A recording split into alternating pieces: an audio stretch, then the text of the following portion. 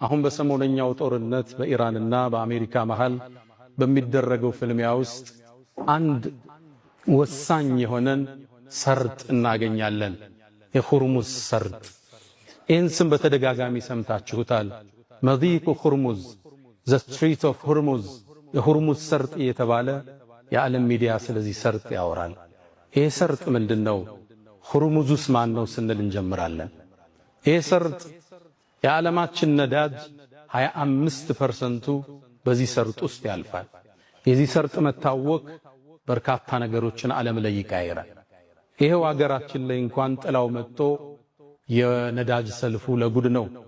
ይሄ ጉዳይ ወር ሲቀጥል አገራችን ዓለማችን ምን ይመስላል ሚለው አስጊና አሳሳቢ አድርጎታል። አላህ ለአገራችን ሰላም አላህ ያምጣ፣ ሰላሙን አላህ ያብዛል። ታዲያ ይህ ሰርጥ ሲነሳ አንድ ደማቅ ስም ይነሳል። ዛሬ ስለ ፖለቲካው አላወራ፣ ሁርሙዝን መነሻ አድርጌ ግን ደማቁ ታሪካችን መለሳለሁ። ሁርሙዝ ማን ነው? የአካባቢ ፐርሻን ኢምፓየር ይባላል። ኢራንን የያዘው ቦታ የፐርሺያኖች ስሮ መንግስት፣ የፋርሶች ስሮ መንግስት ደማቅ ግዛት ሀያል ነገስታት ነበሩ። ታዲያ ከነሱ ነገስታቶች ውስጥ አንድ ታዋቂ ጀነራል አለ። ማንም አይበግረው፣ ተራራም ቢፈልግ ሰንጥቆ መሄድ የሚችል ታዋቂ ጀግና ጀነራል አለ። ሁርሙዝ ይባላል። ይህ ሰርጥም የሱ መታወሻ ይሆን ዘንድ ቦታው ተሰይሞለታል። ታዲያ በሰይድና አቡበክር ስዲቅ ዘመን ከነቢዩ እልፈት ሰለላሁ ዐለይሂ ወሰለም ከዓመት በኋላ አካባቢ ሰይድና አቡበክር በኻሊድ ብን ወሊድ መሪነት ፐርሻን ኢምፓየርን እንዲከፍቱ ሰራዊቱን አሰማሩ። ኻሊድም ይህን ጦር እየመራ ወደ ፐርሻን ኢምፓየር ሲጠጋ የፋርሶቹ ጦር ፊት ለፊት ተገናኘው። የጦሩ ጀነራል ሁርሙዝ ይባላል። ይሄ ሰርጥ የተሰየመለት። ታዲያ ፊት ለፊት ሲገናኙ ሁሉም ጦራቸውን አሰለፉ። ፍልሚያው ከመጀመሩ በፊት ማንም አይበግረው ሁርሙዝ ወደ ሜዳው ወጣና ኻሊድ የታለ ብሎ ተጣራ። ኻሊድን እንዴት አወቀው? በእርግጥ ኻሊድ 100 ጦርነቶችን አድርጎ ተሸንፎ ማያቅ የአላህ ሰይፍ መሆኑን ዓለም ዝናውን ያውቀዋል። ኻሊድን በመግደል ታሪኩን ሊያሸበርቅ ፈለገና ኻሊድ የታል ወጦ ይፋለመኛል። ከጦሩ መሃል ያ የነቢዩ ደረሳ ኻሊድ ብን ወሊድ ወጦ ተሰየመ። ከዛም ሁርሙዝም አስከተለና ጀግና ወንድ ከሆንክ ውረድና ከፈረስህ እንፋለም አለው። ይሄ ጀግናም ኻሊድ ወረደ። ሁለቱም ፈረሳቸውን መጥተው ወደ ሰራዊቱ መለሱት። ሜዳው ላይ ሁለቱ ተገናኙ። የሁለት ዓለም ጀግኖች ማን ያሸንፍ ይሆን? ፋርሶቹ እርግጠኛ ናቸው እንደሚገለው ኻሊድ። ሙስሊሞቹ ደግሞ የኻሊድን ማንነት ያውቃሉ። ጦርነቱ ሀብሎ ተጀመረ። ሁለቱ ተፋለሙ። ሰራዊቱ ይመለከታል። አቧራው ጨሰ፣ ሰይፎች ተላተሙ፣ ጦሮች ተወረወሩ። ታዲያ ሁርሙዝና የፐርሻን ኢምፓየር የኻሊድን አስደማሚ የጦር ቴክኒክ ተመለከቱ። ሁርሙዝ እንዲህ አይነት ሰው ገጥሞት አያውቅም። እንዲህ አይነት የካራቴ ችሎታ ያለው የጦር አሰነዛዘር፣ የሰይፍ አመካከት ብቃት ያለውን ጀነራል ገጥሞት አያውቅም። እንደተደመመ አቧራው ድንገት ሲገለጥ የኻሊድ ሰይፍ ደም እያፈሰሰ ነበር። ሰሃቦቹ ተክቢር አደረጉ። ያን ትልቅ ጀነራል ኻሊድ ፊት ለፊታቸው ላይ አጋደመው። ኻሊድ ብን ወሊድ ረዲየላሁ ተዓላ ዐንሁ። ሰራዊቱ ራደ። ሁርሙዝ ይገረፋል ብሎ አላመነም፣ ይሞታል ብለው። ያኔም ኻሊድ ስነልቦናቸው እንደተናደ ሲያቅ ሰራዊቱ ሙስሊሙ እንዲያጠቃ አደረገ። ትልቁን ጦርነት በድል ተወጡት።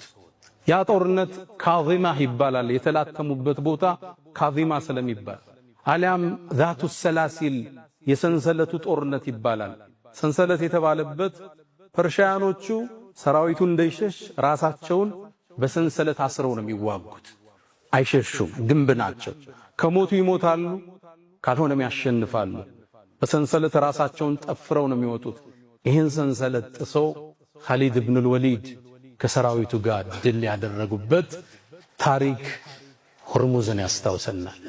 የትኛውም የዓለምን ቦታ ብትገልጡ የነቢዩ ዓለይሂ ሰላቱ ወሰላም ተማሪዎችን አሻራ ታገኛላችሁ። የነቢዩ ዓለይሂ ሰላቱ ወሰላም ሰሃባዎች ሰንሰለት ይዞ ይውጣ ሰይፍ ይዞ ይውጣ ጥሰው መሄድ የሚችሉ ጀብደኞች ነበሩ። ከዱንያ ፍቅር በላይ ያለፉ።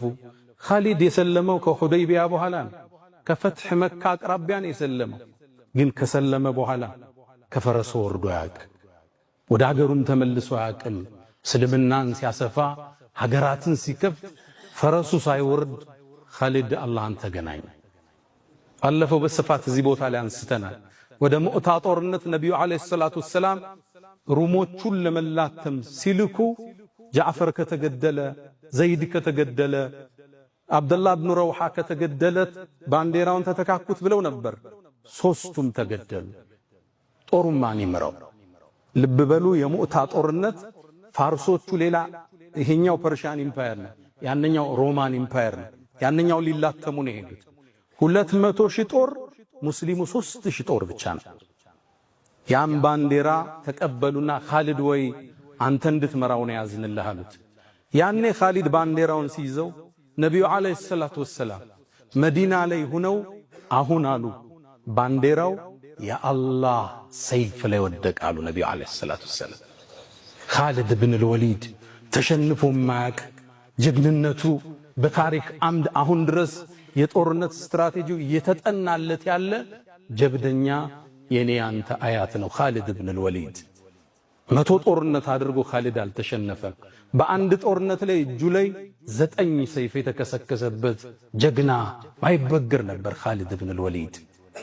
እሱም የሚተካው እስካሁን አልተገኘም። የሱን የጦርነት ስትራቴጂ የሚተካው አልተገኘም። ሮሞች እንኳን ቅድም ያልኳችሁን ፐርሺያን ኢምፓየርን ያሸነፉት ሮሞች እነሱን ሊጋጠም አሰላለፋቸውን ላይ ከፍ ካለ ቦታ ላይ ወጣ። ሲያያቸው ሳቅ ኻሊድ። የዓለማችን ትልቁ ጦር ነው ያነ ጦር።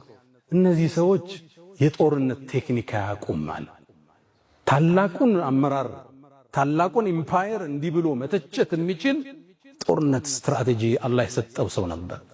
ሰይፉን እንደያዘ አላህን ተገናኘ። ሰይፉ አልተሰበረም። ኻሊድ ብን አልወሊድ የሞተው አልጋ ላይ ነው። ሸሂድ ሆኖ አልሞተም። 100 ጦርነት ቢመራ። ለዛ ነው ኻሊድ ብን አልወሊድ አልጋው ላይ ሆኖ የሞት አፋፍ ላይ እንደደረሰ ሰውነቱን አየ። ሰውነቱ ብዙ ቦታ ቆስሏል፣ ተጎድቷል። ከዛም አንድ ቃል አለ፣ አልጋዬ ላይ ልሞት ነው አለ። ያን ሁሉ ጦርነት አርጌ ላ ናመት አዕዩኑል ጁበን አለ፣ የፈሪ አይን እንቅልፍ ትጣለ። ሞት ጦርነት የሚገል ቢሆን እኔ አሁን ፍራሽ ላይ አልሞትም አለ። በርግጥም ነቢዩ ዓለይሂ ሰላቱ ወሰላም እንዳሉት አንድ ሰው የእውነት በአላህ መንገድ ሸሂድ ለመሆን አስቦ ፍራሹ ላይም ቢሞት የሸሂዶች ደረጃ ያደርሰዋል ብለዋል። በርግጥም ኻሊድ ከሸሂዶች አላህ እንደሚመድበው ጥርጥር የለንም። እስልምና ሁርሙስ ቦታው ሲታወስ የዓለማችን የትኛው ማቅጣጫ ብትሄዱ የእስልምናን ደማቅ አሻራ ገልጣችሁ ታነባላችሁ። ከስሜታቸው በላይ ነበሩ። ለዚህ ግን ሁሉን ነገር ከፈሉ። ጠንካራ መሰረት ይዘው ጥለውት ሄዱ። እስልምናን አሁን እንዲህ ደበዝዝ ታረገው ይሆናል እንጂ ልታጠፈው አትችልም። መሰረቱ ጠንካራ ነው። ብዙ ደም ብዙ አጥንት ውስጡ ገብቶበታል።